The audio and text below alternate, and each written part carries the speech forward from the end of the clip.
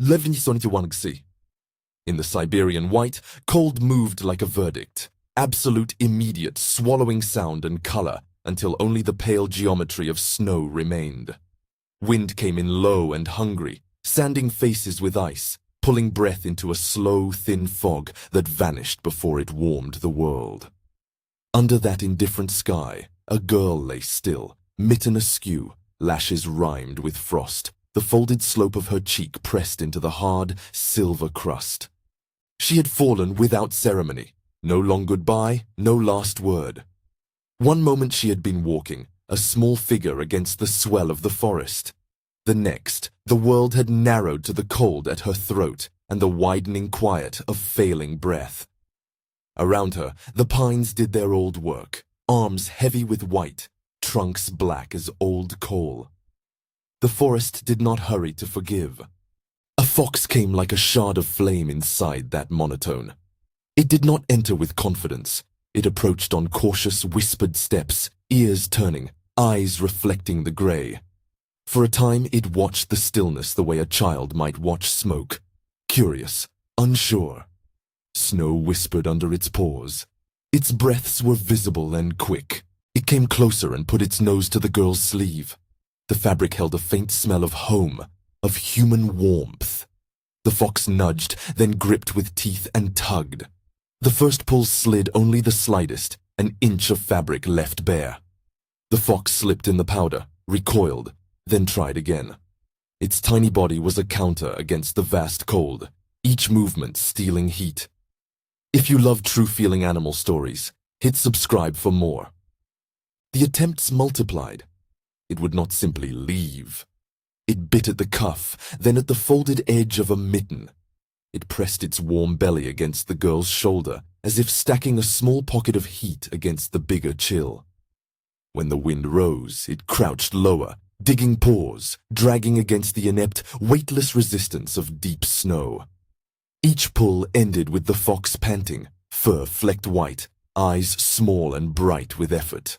Once, as if startled by its own audacity, it stepped back, shook like a bell of powder, and began again, patient and urgent in the same breath. The scene tightened into a rhythm. Pull, slip, shove, press. The fox's claws found purchase and then lost it. Its tail flicked to balance a body that was too light for the task. Snow flurries erased the marks almost as soon as they were made. The forest was a chronicler that loved forgetting. Where they moved, the surface of white healed itself, smoothing over paw prints and the long smear of a mitten. Time, in those slabs of cold, lengthened. Minutes pooled like slow, stubborn ice. As the fox worked, the sky shifted. Far off, the trunks opened on a thin, dark gap where human life had not been all night. A cabin, one breath of smoke, a low thread of light. It was a hint at warmth, a promise that life still tugged at the world's edge. The fox paused once, the light registering in its eyes, then returned to the task with a renewed force. Necessity had narrowed into a single question. Move her enough for someone to see. The child's body was light and yet impossibly heavy with useless cold. The fox, small and fierce, managed to drag the sleeve until the arm rolled like a leaf. It nosed at the shoulder. It worked with the clumsy, determined intelligence of an animal that knows how to keep trying because trying is something living does. At one point, it rested its head on the girl's chest and seemed to drink the sound of a breath, thready, thin, until it rose again and tugged. Snow tried to reclaim them. A gust swept the ground, dry, crystalline, and where the fox had been a line of prints glimmered for a beat, then blurred. It was as though the forest insisted that no witness remain.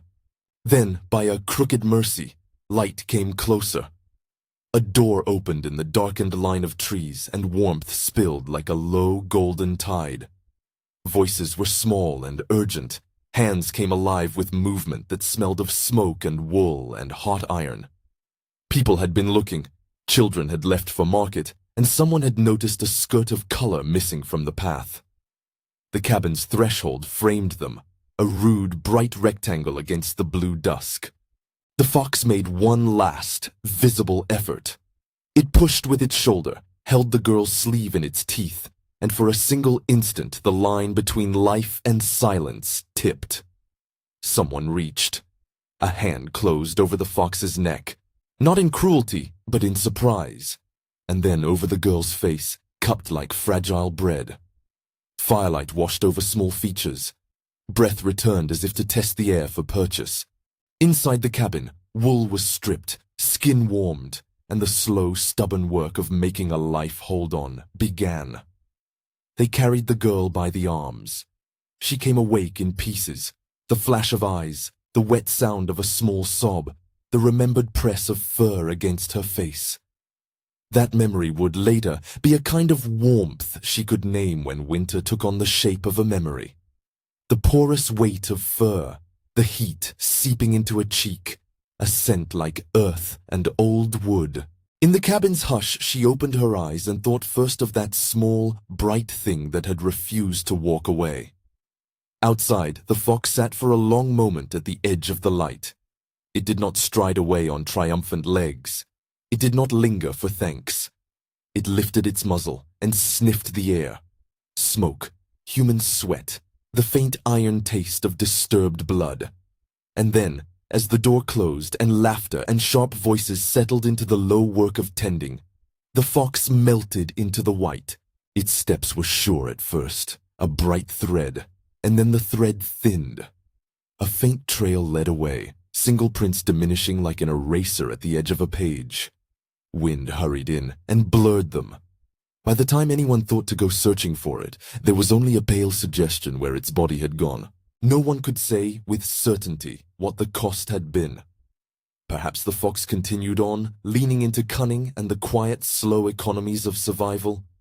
Perhaps hunger took it down a day later in a drift, where even courage can't bend the rules of cold. The story held its mercy in that not knowing, and that ambiguity felt like the right end to a thing that had never been simple heroism. Only a small, adamant refusal to leave. In the weeks that followed, the child recovered, carrying the fox's memory like a small ember. People told the tale at markets and in kitchen light, voices smoothing the edges into myth. Some called it a miracle, others a coincidence of animal curiosity and human luck. The forest kept its own counsel. This is a dramatized account, inspired by stories from that region. Share this if the fox's refusal moved you. Subscribe for more quiet, cinematic stories of the small things in nature that change lives.